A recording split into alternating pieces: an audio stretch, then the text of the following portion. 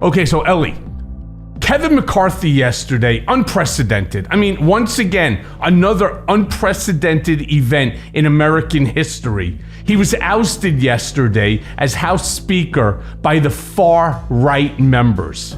I mean, then he said Democrats let him down. I mean, all of a sudden it's now the Democrats are supposed to come in and they're supposed to save Kevin McCarthy. What happens next in your mind? Does the House become the property of the far right?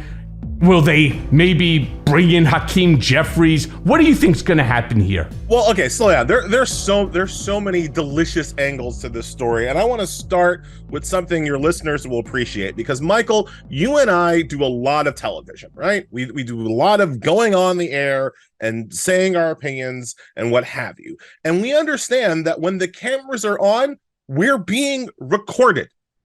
And people are going to listen to what we say. So when we go on television, we try, I believe you and I, try not to slag off people that we need, people who can help us, people who have been good to us in the past. And yet Kevin McCarthy last weekend went on Face the Nation and just called Democrats everything but a son of God. After the Democrats delivered him the votes for the continuing resolution to keep the government open, Kevin McCarthy went on live recorded television and decided to slag off the only people that could save him. Kevin McCarthy is out because he was bad at politics, not just the governing part of politics, but the actual interpersonal relationship part of politics. Kevin McCarthy failed that test, and that is why he's out.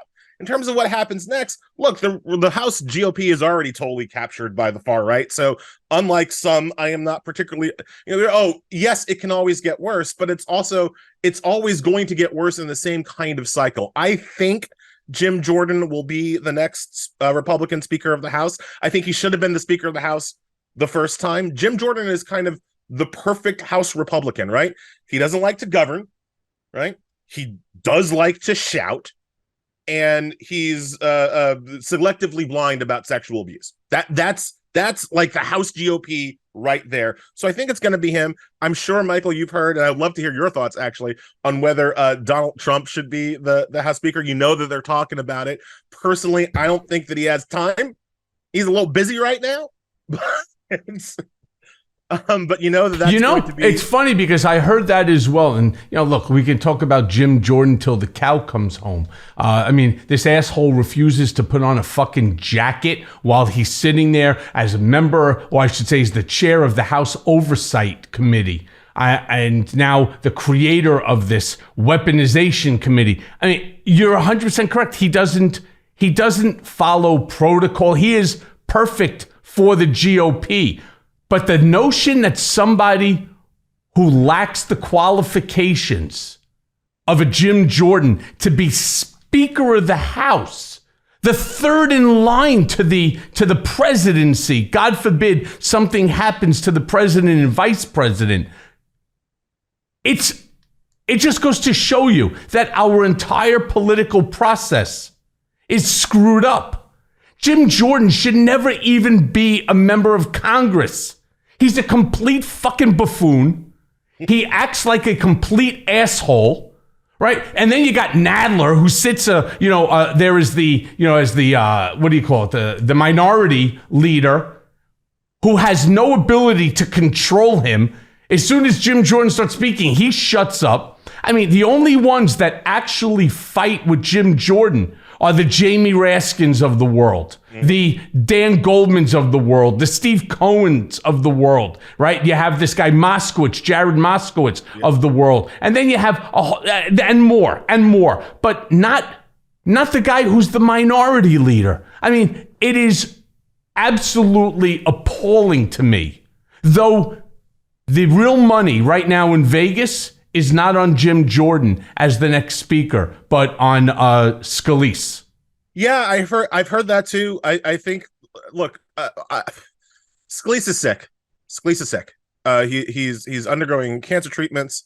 I'll note with some interest that he suddenly is wearing a mask in Congress after being one of the chief anti-maskers But now that he's personally sick, he's wearing a mask. I find that interesting. But the man is unwell, and I don't.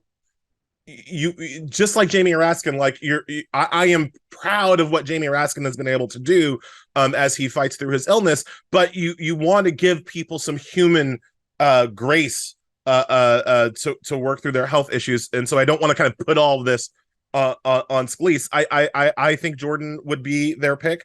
I think that look, I also think, Michael, and this is going to sound weird, I don't think the pick matters nearly as much as other people think. The Republicans want to do very few things, right? They want to vote against things. They don't want to vote for things, right?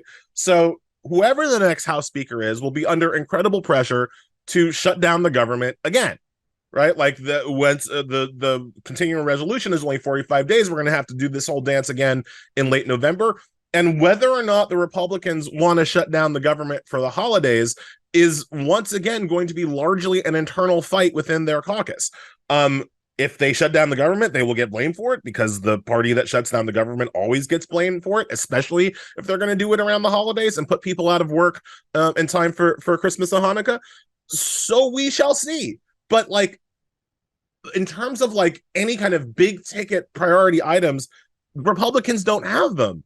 They want to vote against things. They want to tarnish Hunter Biden, so they're going to keep doing that, but they're not going to pass anything because the caucus can't govern. Well, that's unfortunately based upon the numbers. Like yesterday, there were 216 yays to 210 nays to oust McCarthy from his seat. I think that meant that there were 8 Republicans that jumped onto the other side. Mm-hmm. So hypothetically, how many people would be needed in order, let's not forget how hard it was for McCarthy to actually get the seat in the first place.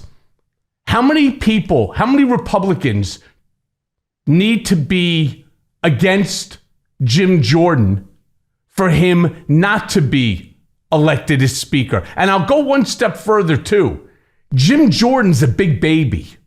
I've been before him. Mm-hmm. I'm telling you, he's a big baby. He does not have the fortitude, as McCarthy did, to get up there 15 different times in order to become speaker. McCarthy just wanted it, and he has no self-respect. He didn't give a shit. He was just going to keep going until he ultimately succeeded. And they were going to promise everybody everything in the sun just so that he could succeed. In fact, I actually thought, and I had predicted that this was going to happen, but I thought it would have happened months and months ago. I didn't think he would last as long as he did, not with the Matt Gaetzes and the other Chaos Caucus members. But how many people, how many GOP members would need to switch sides and vote against Jim Jordan? The Republicans have a 7-vote majority in the House. So Jim Jordan can afford to lose 6 people. Steve Scalise can afford to lose 6 people, right? Because they have a 7-vote majority. If the Democrats all hang together, as it looks like they will. Michael, I also asked the question this way, and I know that in kind of DC political punditry, nobody should talk about this, but I'm going to ask in question: how many Republicans does it take to make Hakeem Jeffries the Speaker of the House? And it's the same number. It's 7, right? If you get 7 Republicans who are not in for the jacketless Jim Jordan show, if you get 7 Republicans who are not down to shut down the government, it takes 7 to make Hakeem Jeffries the Speaker of the House and have some kind of power sharing arrangement between Democrats and Republicans. Which, and I know this makes me sound naive, but I am old enough to remember when coalition government was a thing, right? And the idea that you would find moderates in the Democratic Party and moderates in the Republican Party to come together to find some kind of governing coalition for a year and a half shouldn't be a complete non-starter. That's something that you should be able to do. Now, as a crazy super liberal dude, I probably hate it, right? I probably wouldn't be. I'd probably be screaming about the Democrats making deals with untrustworthy Republicans, and the Jim Jordans of the world. They would hate it too. But there's got the fact that what I'm saying seems impossible to people is one of the biggest reasons why our politics is broken. Because it should be possible in a situation like this for moderates on both sides to come together around a unity candidate. And right now, that unity candidate is Hakeem Jeffries, because he's the one who's able to control the largest block of votes. It's not going to happen. I don't know. I think you're absolutely right to point out that Jim Jordan doesn't seem to have the shame kink that Kevin McCarthy did. So I don't know if he's going to stand for 15 terms. I don't know, again, with Steve Scalise being sick, that they're going to put him through a similar thing. I don't know how it plays out in terms of getting a new speaker. I'm just kind of saying that there's another way to go if we were living in a better country. Let's put it like that. Yeah. Well, you wrote of the speaker debacle that, and I quote, "The next speaker being worse than McCarthy. Yeah, sure. Probably. But here's the thing. God don't like ugly. If you throw someone a life raft and pull them to safety, and they get on the boat and slap you in the face, the next time he falls in, you just sail by." So do me a favor and unpack for my listeners what you meant here, because there's actually very funny jokes that are similar to that notion, right? And one of them has to do with Donald Trump drowning, and some guy swims out there and pulls him back, and he's, pumping his chest and getting the water out, and Donald finally opens his eyes, right? And then he punches the guy right in the nuts. The guy says, "What the fuck?" So he goes, "Who gave you permission to touch me?" So that when I saw your quote, it reminded me of that joke. Yeah, look, Trump does this all the time. I mean, everything that Trump touches dies, and Trump will always throw his friends, associates, allies, family under the bus if it helps him. You know that better than most. But yeah. Kevin McCarthy was in a similar position where to run the government, to keep the government open, he had to get help from Democrats, and Democrats gave him that help. And then he goes on TV and he slags them off, and then he goes on TV and he calls them and he lies about them, and he says the Democrats were the one trying to shut down the government, which was just straight up not true.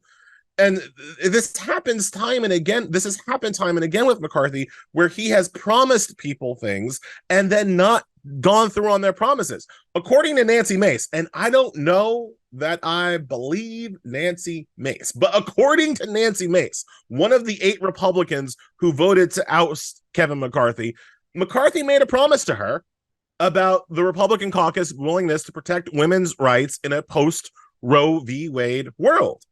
And McCarthy reneged on that promise. And according to Mace, and again, I don't know if I believe her, but according to Mace, that is why she voted against McCarthy, right? So again, as I said at the top, there are 2 levels of politics, right? There's the kind of governing policy, whatever of politics, but then there's also the interpersonal relationships. There is the foundation of trust. Deals. There is a reason, again, as a crazy liberal, much to my chagrin, there is a reason why senators will always refer to my friend from the great state of Alabama, my friend from the great state of California. They're not friends, all right? They don't like each other, but they understand that they have to work together. And when you are working together with somebody, that can only happen if there's a foundation of trust. Kevin McCarthy failed to maintain that foundation of trust. Mm-hmm. And so when he was drowning, when he needed Democrats' help the most to save his job, why would they save him? What has he done? You know what votes he wasn't going to get to keep him in speaker? Adam Schiff or Eric Swalwell, who he kicked off their committees for no reason other than to appease Marjorie Taylor Greene. See, Democrats always, I always say that Democrats bring a knife to a gunfight, but they are strategic. And one of the things about saving McCarthy in this moment was that if you saved him, you couldn't trust anything that he said. And he was going to be even more captured by the right, who tried to oust him, instead of by the left, which actually saved him. So that's why Hakeem Jeffries and the Democratic caucus sailed on by. They helped I hate to quote George W. Bush, but fool me once, shame on you. Fool me twice. You know what they say. You can't get fooled again. Yeah. I mean, but look, Hakeem Jeffries, I see him very similar to the way that you do. He reminds me of the Tip O'Neill of yesteryears, or even the John Boehners. People always used to make fun of John Boehner. They even made fun of, Tip O'Neill. But the difference is you could have a fight, and they fought. They fucking fought like cats and dogs, which is what you're supposed to do. But at the end of the day, they all went out to the restaurant, they had a beer together or a drink together, and they called it a truce. A truce until the following day, because they have their agenda, you have your agenda, but somehow or another, while we're both trying to get our agendas accomplished, we still have the United States of America's constituents that we have to ensure that we're doing something for. I may have my personal opinion. You may have your personal opinion. No problem. I respect yours. You respect mine. We don't have to agree. But at the end of the day, we have to do something in order to advance America. That's not who Kevin McCarthy was. It's certainly not who, Jimbo Jordan is going to be, right? Or Jim Bag Jordan. I mean, it's just not who they are. When I watch Jim Bag sitting up there, in his opinion, he thinks he's God, and that nobody's allowed to say anything. No one's allowed to speak. He's going to make up the rules as he goes along, which sort of brings me to something that you just said. They lied. McCarthy went on television and he bold-face lied to the American people on live television. All right. My question to you on that, Elie, how do you stop this? I mean, I know that during these debates and sometimes when they're doing one of these, what do they call them, like town halls, they have a fact checker that's sitting right then and there, and they, off on the right-hand side, they have the fact checker turn around and say, yeah, that shit just ain't true. That's half true.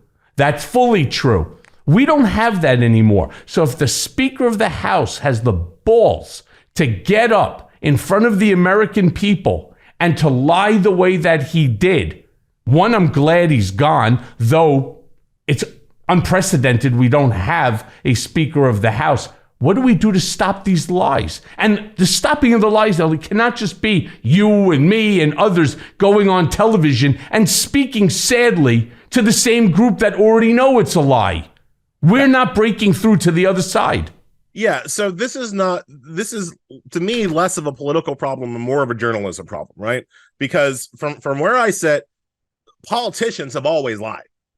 Like that's just, like, you go back in American history, you're gonna find some damn liars. Like you're one hell of a cynic, dude. It's part of it. Lying is something that they do, right? What's somewhat new in our modern world is not that the politicians lie. It's that we've got entire media organizations and conglomerates that are in cahoots with the lie, that are kind of actively pressing forward the lie, that are amplifying the lies. And thus we have an entire kind of half of the country who's unwilling to punish politicians from lying. Right. The whole point of having an election, right, is that when politicians do things that are bad, you can recall them in the next election. Right. You can punish them for bad behavior. And that's something that used to happen and doesn't happen anymore, in part because of, again, the right-wing conglomeration of media. So when you talk about stopping the lying, what you're really talking about doing is stopping the incentive for media organizations to promote and platform the lies, right? And so that becomes a different problem for you. One of the problems is the First Amendment. I mean, you don't want the government regulating media. That would be terrible. And that would be terrible when somebody like Joe Biden is president. You can't recover from it if somebody like Donald Trump or Ron DeSantis becomes president, right? So like, you don't want the government regulating what is news and what is not news, right? So that's part of your challenge. I think the way you really start to get at it is to try to bring to bear all of the other things that we have in our capitalist society, right? You try to bring the ad dollars to bear against the lying news organizations. You try to get people to vote with their pocketbook as opposed to and their eyeballs, right? You try to take the money out of the lying, and that will do as much to stop the lying as I can think of.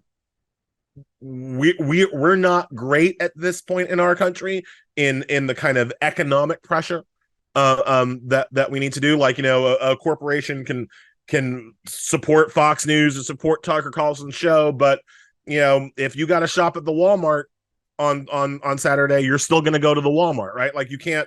It's difficult to get people into collective economic action, but some kind of collective action is necessary if we want to actually stop politicians from lying in the particularly kind of loud and aggressive way they do now.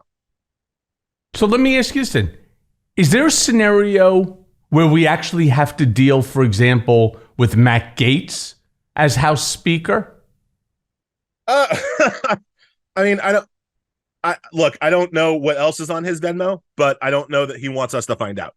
There is an extra betting that comes as you get higher and higher up the ranks that I don't know that Matt Gaetz is even interested in trying. So no. Also, like, Republicans are interested in retribution. Like that is a sin that they are often guilty of. So I for the 210 Republicans that did vote to keep Kevin McCarthy, I don't think they will reward Matt Gaetz for his rebellion.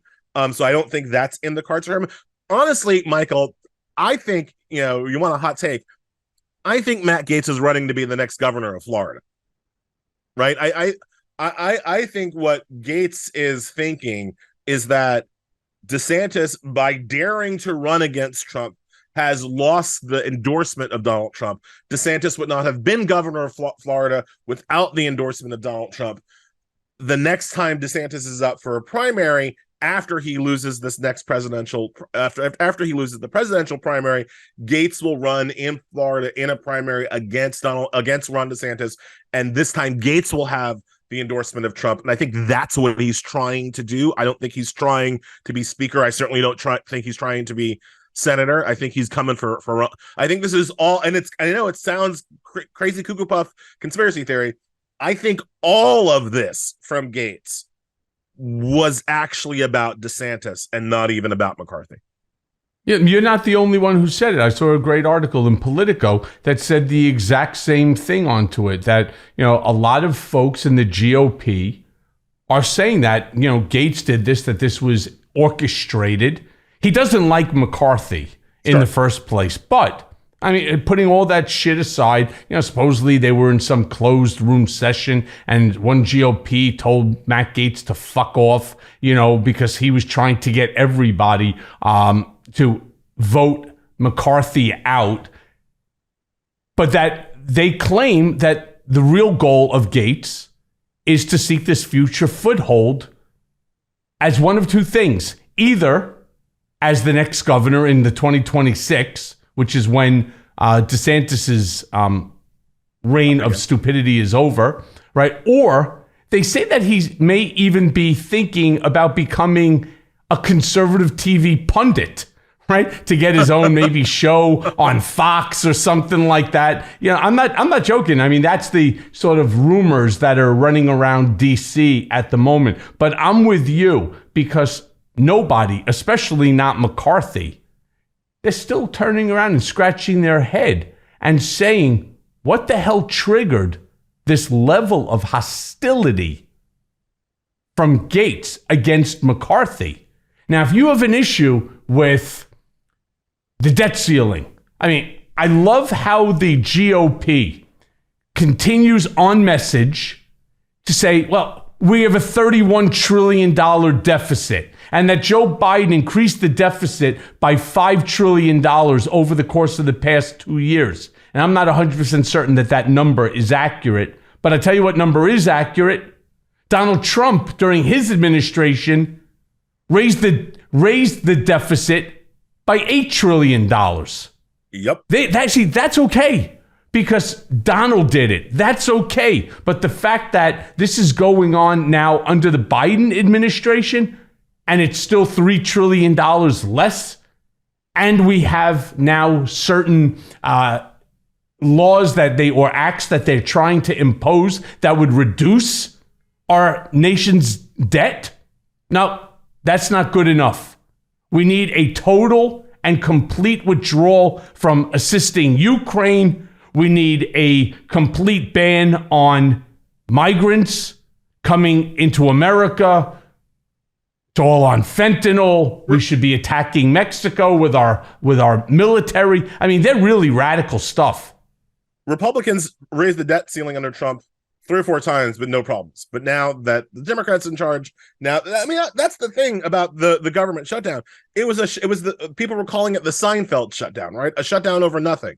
It's not even clear what Gates and his crew want. What they want is to be obstructionists, right? And I keep going back to the fact that Republicans don't actually like to vote for things. It's one of the reasons why they're you almost can imagine that they're kind of sad when they get in control of one of the houses of Congress, because they don't actually like to vote for things. They only like to vote against things, right? Remember when they took over and they tried to repeal and replace Obamacare, right? When they were in the minority, they voted like 41 times to repeal Obamacare, right? But once they got the majority under Trump, under a president who was going to sign the bill, all of a sudden they didn't have the votes to repeal Obamacare, and they certainly didn't have the votes to replace it with anything else. When it comes time to actually governing, the Republicans basically lose their nerve.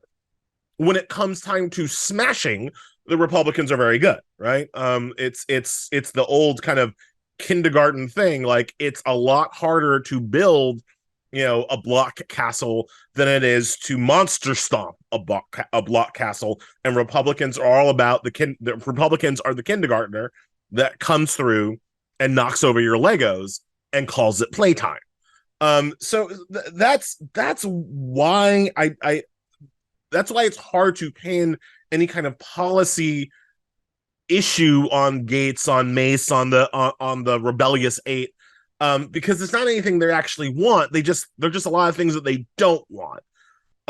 So that makes it all weird. But it also, I keep coming back to, it's why Trump isn't going to be the Speaker of the House, but it would be hilarious if he was, right? Because you're talking about a person, not only, again, what I keep saying is he's way too busy for the job, but like he's the very definition of a person who doesn't want to build things, just wants to smash things. And watching him like lead this House caucus and be kind of on C-SPAN solely responsible for shutting down the government during the holidays, like that. He did it. He did it before. But right? The interesting thing is, and I was reading in Newsweek, at least 3. It's only 3 that have actually been brave enough to come out, despite how despicable it may sound. Only 3 of House members, GOP House members, have come out and stated publicly that they have every intention of nominating and supporting Donald as the new speaker, right? Texas Representative Troy Nehls, Florida's Greg Staub, and of course, Georgia's Marjorie Toilet Green. And all 3 have said that he's the only one that they're going to support because, and here's what, this is great, Nehls said this in a statement. President Trump, the greatest president of my lifetime, has a proven record of putting America first and will make the House great again. I mean, talk about a bullshit advertising bumper sticker slogan to raise money. This fucking guy Troy Nels from Texas, is as full of shit as Marjorie Toilet Green or, even Matt Gaetz and the whole bit. You see, at least Matt Gaetz is strategic in what he did. He knew he wanted to get rid of McCarthy. Again, I'm with you on this, Elie. I'm 100% with you on it, whereby, he's doing it to become governor. It makes perfect sense. He's going to ride this thing all the way to the gubernatorial election. But what the hell is Troy Nels doing? He's the greatest president of my lifetime? Serious? How old are you? 8? 6. Look, there are many funny things about this, but I focus on two bits of insanity and hilarity. One, as you noticed with Nels, as you've noted with Green, the list of things they expect Trump to be able to do as Speaker of the House is a list of things that he wasn't able to do when he was President of the United States and had both houses of Congress in his corner. Wasn't able to get done most of what Marjorie Taylor Greene says that he's going to be able to get done as Speaker of the House in a world where Democrats control both the Senate and the White House. It is like, and this kind of goes to the Republican deification of Trump. Like there are Republicans in that party that honestly think that Trump can do anything despite all of the evidence to the contrary, right? And so they ascribe to him literal superpowers that he doesn't have, that nobody has, that he's proven that he can't deliver on. And yet they keep doing it, which brings me to my second point. And this is like part of the true deep insanity of the Republican Party right now. I don't think they understand how their desperation to lick Trump's boots makes them look weak. Doesn't make Trump look weak. It makes Trump look like he's super important and everybody's talking about him or whatever. But it makes one of the reasons why Kevin McCarthy wasn't able to hold on to his job is because he was an incredibly weak speaker, because everybody knew that he was just a Trump sock puppet and would be summoned to Mar-a-Lago at a moment's notice, right? And that's the problem with all of them. That's the problem with Green. That's the problem with Nels. That's the problem with Gaetz. Like, everybody knows that they are beholden and afraid of some other man, right? It's the problem with Ted Cruz. It's the problem with Lindsey Graham. And like, not to go all like chest thumping male, right? But when you are in politics and you look so desperately weak, so incredibly afraid of some guy, it makes people not trust you, B, not believe that you can deliver on your promises, and C, look incredibly feckless and weak. And I just don't think the Republicans ever get that this felicity towards Trump, this genuflection towards Trump, diminishes them and their political prospects so very much. I don't think they ever kind of play the tape out all the way to the end, right? Everybody wants to be suck up to Trump. Well, they do but Elie, they do turn around. They do seem, to get reelected.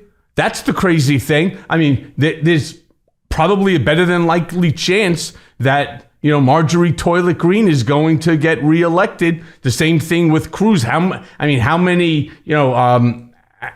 elections has he now been successful in? He's the same feckless, weak slime bag that he's always been. But what they do is they spin it a different way. The Democrats are against Donald Trump, and they are acting as his foot soldiers in order to protect him, trying to, demonstrate strength, as opposed to the fact that they need Donald's whacked out base, right? His base of idiots with 4 fucking teeth and 3 brain cells, right? They need them in order to, 1, finance their campaigns, and 2, to win their campaigns. Yeah, it gets them elected, Michael, but it doesn't get them any respect and it doesn't get them any power. right? Any actual real political power, because everybody knows that the real power is the guy that's not in the room, right? So like, I think about this in terms of like, let's go back to high school, right? You ever see the kid who's his daddy was the principal, right? The kid who's the kid who wasn't the big quarterback or athlete, right? But the kid who was like friends with the quarterback or the athlete, right? You never respected that kid, right? You never thought that kid was the person you had to deal with, right? If you saw that kid kind of walking on the street and he was like, "Hey, buy me a sandwich," you'd be like, "No, your daddy ain't here. Go run and ask your daddy, and then maybe I'll buy you a sandwich," right? Because you're the weak kid, and I know who the real Jim Jordan. is. But in all fairness, Elie, that's Jim Jordan, and he's managed now to be the top or one of the top contenders, right, for the speaker. So I agree with you, but this GOP is so screwed up. I mean, the whole GOP is so absolutely upside down, inside out, and twisted that logic, like what you're saying, because I agree with you completely, it would work. Except we're living in some sort of an alternate universe right now. We are in a bizarro world, man. Right? Where the fucking jerk off is actually going to be a leader. I mean, anybody who watches Jim Jordan they're like, this guy is unprepared for anything and everything. He comes in like, he's coming to a wrestling match. I mean, he thinks he's a bull in a china shop. He's an ass kisser to Trump, right? With Jim Jordan, they say to him all the time, what's the difference between a brown nose and an ass kisser when it comes to you and Donald? And the answer is depth perception. Right? I mean, this guy's nose is so far buried up Trump's ass. Meanwhile, he is the top contender. So I agree with you in reality, in the real world, when things are normal. But right now, things aren't normal at all. I do, Elie, wanted to say, I want to go back to something that you brought up, and that was Kevin McCarthy's interview with Face the Nation. Mm-hmm. I think that's the one where you were saying where he was lying and everything. So do me a favor, tell my listeners here, what was it about that appearance that really got to you? Because you wrote that this, and I quote, will go down as one of the most harmful interviews of the 21st century. That's a big statement to make. Especially when you think about this century. Look, to me, it's very simple. To pass the continuing resolution to keep the government open, 90 Republicans were against it. McCarthy couldn't get that passed with the Republican Party. McCarthy also knew that if the Republican Party shut down the government, the Republican Party would be blamed for shutting down the government because the Republican Party is in control of the House. So in order to get the resolution passed, he needed Democratic votes, which were provided for him. Democrats gave him the votes to pass the continuing resolution, even without funding, because the continuing resolution did not include funding for Ukraine.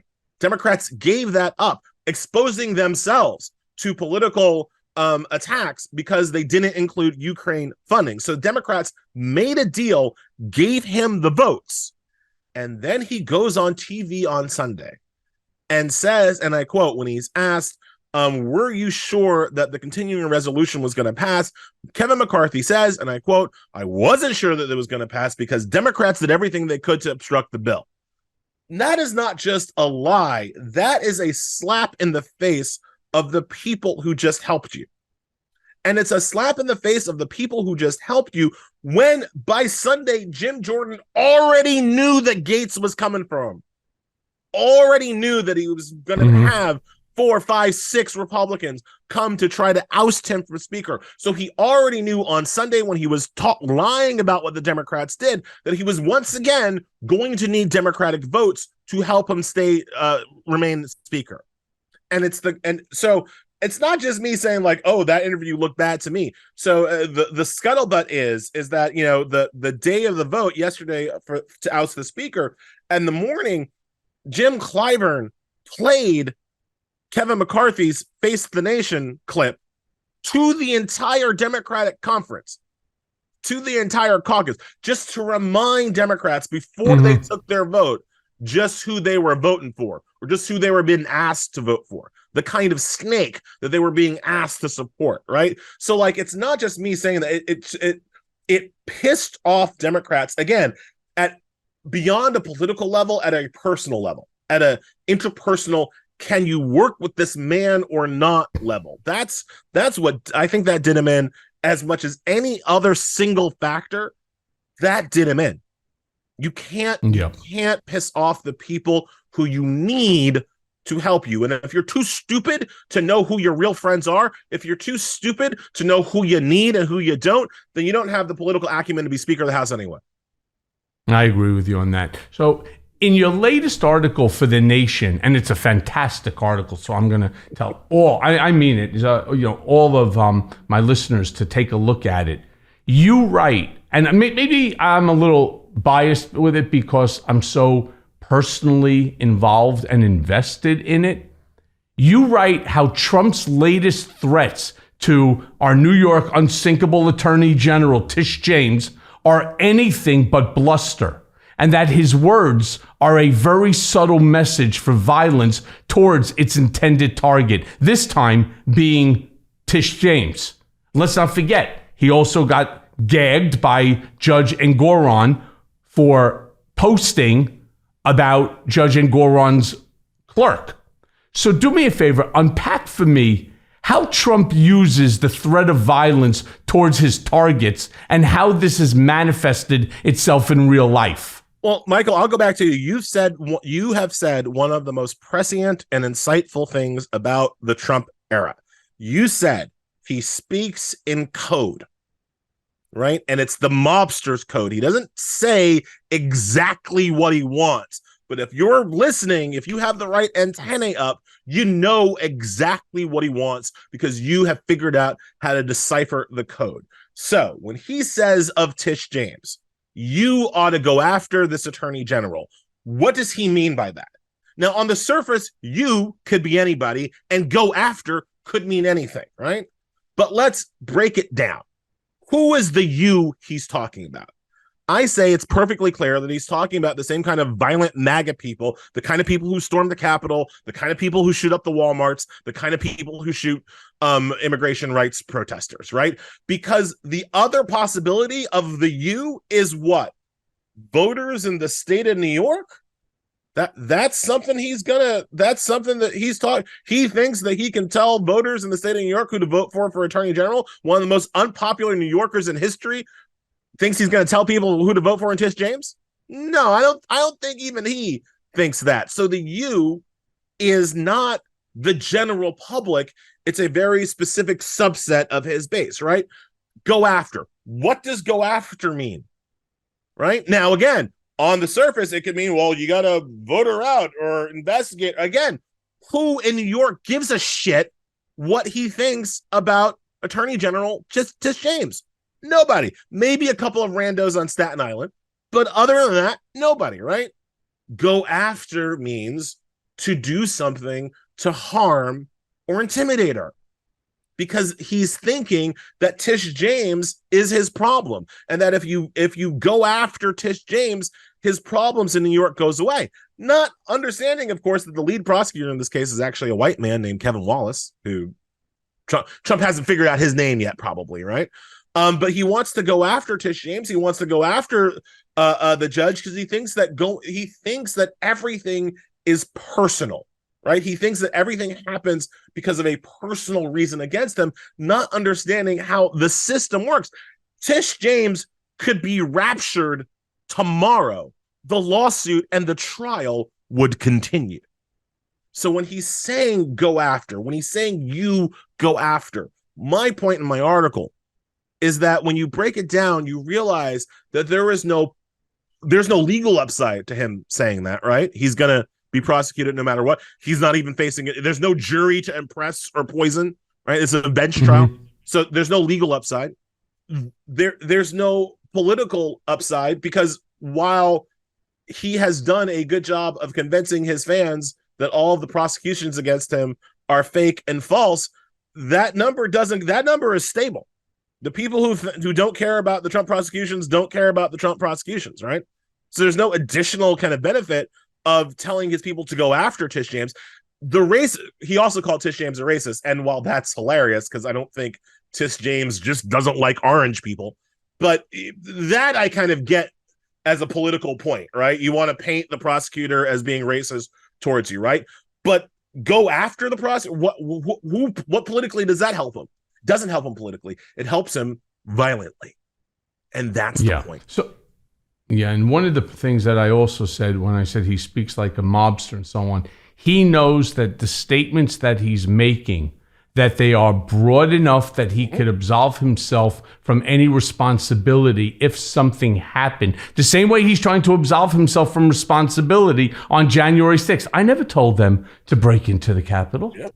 Right? I just said, I'll meet you there. I would have been talking about violent protest. It wasn't a violent protest. It was a lot of love there. There was more love there than anywhere that I've ever seen in my life. I mean, that's what he does. He puts out these general sort of statements, but he knows that out of this MAGA maniac group, there might be 1, 2, 10, 20 that may read into his statement the way they want to read into his statement, because it's almost like if you play with the words, right? For example, let's go eat, Grandma, right? You're a good grandson, and you're going to go take your grandmother for some food. Mm-hmm. Now, change the way that you say it. Let's go eat, Grandma. Now you're a cannibal. Right? Isn't it? It's the same thing, right? And this is what Donald Trump has mastered. This is his superpower, that he has the ability to say things that trigger responses in people for them to do things that, for whatever the fucked up reason is, why would he want to physically harm Tish James? Why would he want to physically harm Alvin Bragg? Why would he want to physically harm Jack Smith or Fani Willis? Why would he want to physically harm anyone because he's been prosecuted for his own dirty deeds? Right? I mean, how about own your responsibility? But that's not possible because this man has escaped responsibility, and he will do everything in his power in order to continue to try to project strength and to exonerate him from any culpability in any of that. But as a follow-up, I wanted to just ask you this. Do you think Trump's violence-tinged threats will cause Tish James or any of the DAs or special counsels or attorney generals to back down? No, I do not. I do not think that he can intimidate them. I think they're courageous people. There's a line from The Untouchables that I like here where Elliot Ness says, I have people out there, says to a lawyer, I have people out there risking more than their reputations, right, to get Capone, right? And I think in this case, the lawyers are the ones who are out there, and they are willing to risk more than their reputations in order to bring Trump to justice. I think that they knew that when they signed up for the job, right? When Fani Willis knows the moment she decides to investigate Trump, what she's going to be in for, so does Tish James, so certainly does Jack Smith. So does Alvin Bragg. They all know it. They all know what they're going to have to do. They all have private security now. Trump can say what he wants from behind Secret Service protection. These lawyers have to go out there and hire their own security, but they've hired their own security, right? They're doing the things that they can think to do to protect themselves because they know they have to. But that's not going to stop them on their pursuit of justice. I think that they are, even I don't always agree with some of their legal decisions, but I think they are courageous people, right? I think that the kind of people who would be intimidated by Trump are the kinds of people who vote and work for him, right? Like the kind of people that would stop are kind of already in his camp, right? It's the kind of people where these threats and intimidations don't work. Those are the people who have broken from him, who have stood up to him. It's the Hughes, it's the Liz Cheneys, it's there are people who are not afraid, and those people are already against him. And so I think that he's right. But let me say this to you though, I'm afraid, and I'm not. I'm not ashamed or embarrassed to say it. I am. I get countless death threats every single time they post my face on television. When I end up going to take the stand sometime in the next 2 weeks, in this case, being called by the attorney general, by the prosecutor, I worry about these MAGA maniacs. Yeah. I don't have security. You see, Tish James, the prosecutors and so on, they all have security. They all have somebody watching their back. Their cases, they don't have a case unless they have witnesses in order, right, to put on for their case. Yeah. I'm concerned, and I have absolutely no protection, no assistance. I have nothing from Uncle Sam. I have nothing from the state of New York, nothing from the Attorney General. And yes, I want to see Donald Trump held accountable for his dirty deeds. But I'll tell you what I don't want to see. I don't want to see Donald Trump indicted.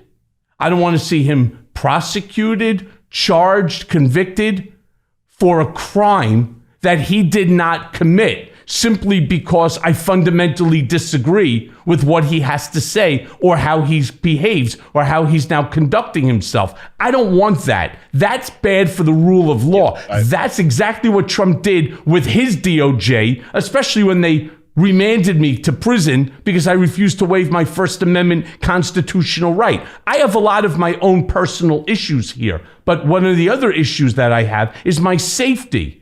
And what about even like Donald Bender, the accountant that spoke about him? What about the other 40 or 50 witnesses that they intend to call? You are now, as the Attorney General, as the prosecutors, in order for justice to be had, you are asking these people to put their own personal safety and security on the line in order for a bigger cause. Now, I'll tell you something, though. I like that Elliot Ness sort of line. It's true, and I feel that same way, but to say that I'm not concerned and nervous, and to say that I don't want to be around long enough to watch my kids walk down the aisle and to see grandchildren and great-grandchildren, that would be a lie. Yeah, I do. No, so I misspoke. I didn't mean to say not afraid, because look,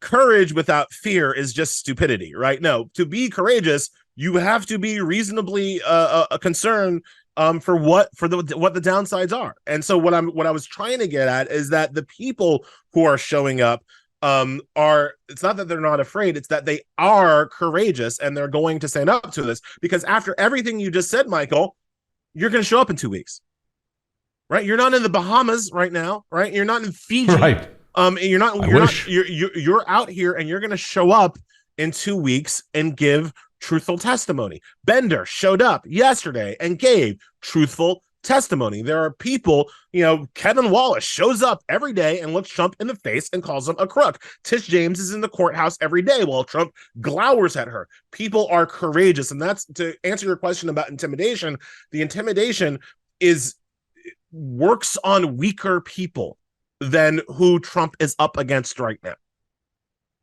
I'll accept that. So let me ask you this then, because Trump's attention on Tish James, it's obvious. I mean, that it's a sign that this civil fraud case pending against him is an existential threat against not only his future power, but his very existence. So do me a favor, discuss with me, what do you see happening as the so-called corporate death penalty takes hold and potentially forced to liquidate his holdings? Yeah, so one of my favorite lines is from Eddie Murphy in Trading Places, where he says to Dan Aykroyd, "I've learned that one of the ways to hurt rich people is to make them poor people." Now, I don't think this will make Trump a poor person. I would never insult actual impoverished people by saying there's anything you can really do to Trump to make him poor. But it's going to take a huge chunk out of his business so-called empire, right? I saw today that he once again has dropped off the Forbes 400 list in terms of wealthiest people. And you've told us how important being on that list is to him. So the liquidation of his assets isn't going to turn him into a poverty case, because he'll always have the ability. I mean, Trump's entire business is to trade on his name, and he's always going to have his name. He's always going to have the ability to, fundraise at this point off of his name. He's always going to have money, but he's not going to have a business, right? He's not going to have the ability to what's the word I'm looking for? He's not a titan anymore, right? He's just a guy. It changes him from an American businessman to like Billy Mays, right? He's going to sell you some water, maybe some ties, right, a couple of hats, and an insurrection, but he's a pitch man, not a businessman, right? And that's what this will do to him. The other thing that it'll do, Michael, I know we're running out of time, but the other thing it'll do that I just want to throw out there, because I know you care about this too, it's going to hurt his kids. It's like his kids have no skills and are just kind of hooked up to waiting for that inheritance, and hooked up to Trump org is more important to his kids' ability to make money than it is to Trump. Because Trump, like I said, he's a pitch man. He can still sell himself. Eric don't got those skills. And so I really think that this is going to hurt his children at least as much as it hurts him. Well, it'll definitely hurt Don, and it'll hurt Eric. It won't hurt Ivanka, especially now that Jared has managed to create this fund with the $2+ billion from the Saudis and keeping that unholy relationship going. But I actually see his financial situation a lot worse than you do, because he prides himself, for example, on the Mar-a-Lago. He won't be able to continue to afford the Mar-a-Lago property. One of the things that I try to explain to people is that the money that the Trump organization was making, believe it or not, at the end of the year, the real big money that Trump made over the course of his career was really from The Apprentice, right? Which is hard to believe. Now, will he be able to open up with the Saudis and other live golf? Maybe.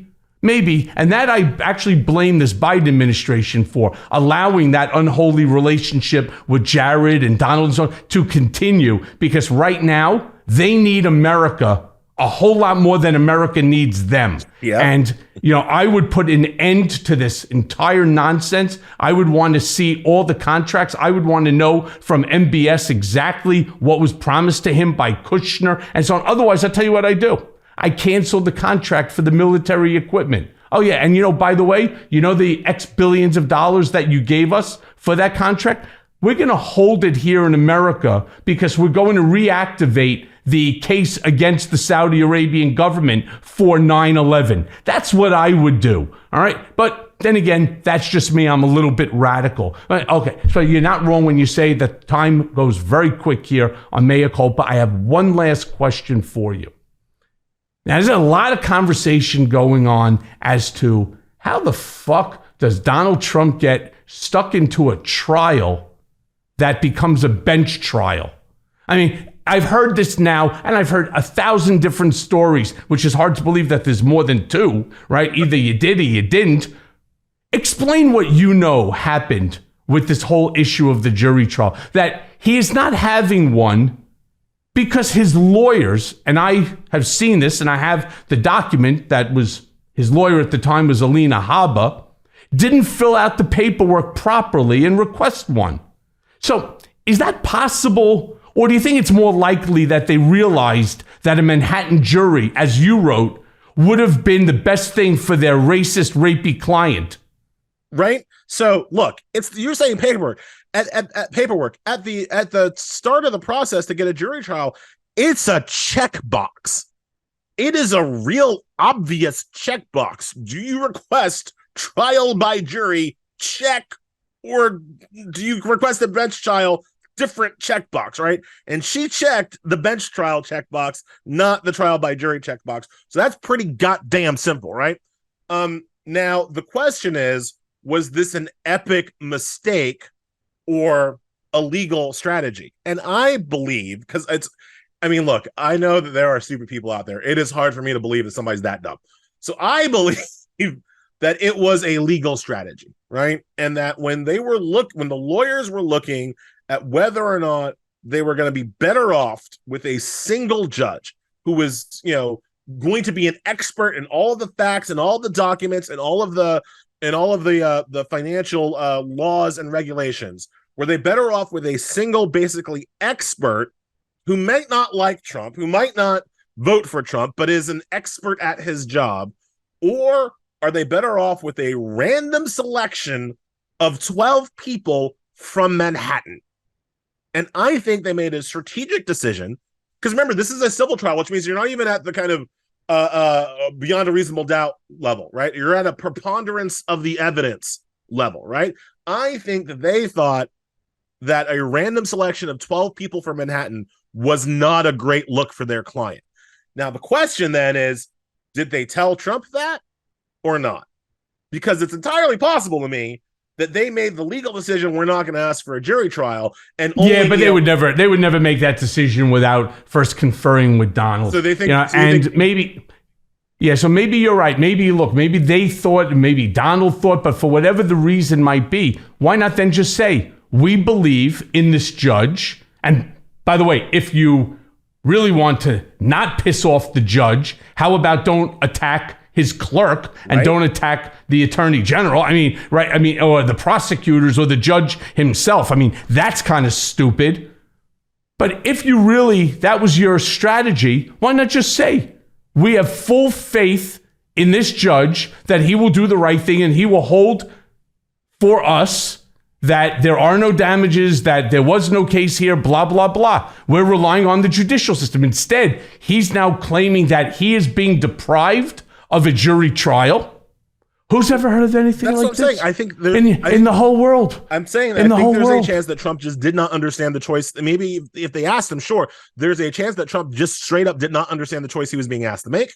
Like, I don't put that past him. Yep. It's also possible this is all part of this is guerrilla grift, right? That their plan was to not request a jury trial and then bitch about not being able to get a jury trial because that was going to muddy their waters. That could have been the chess strategy plan.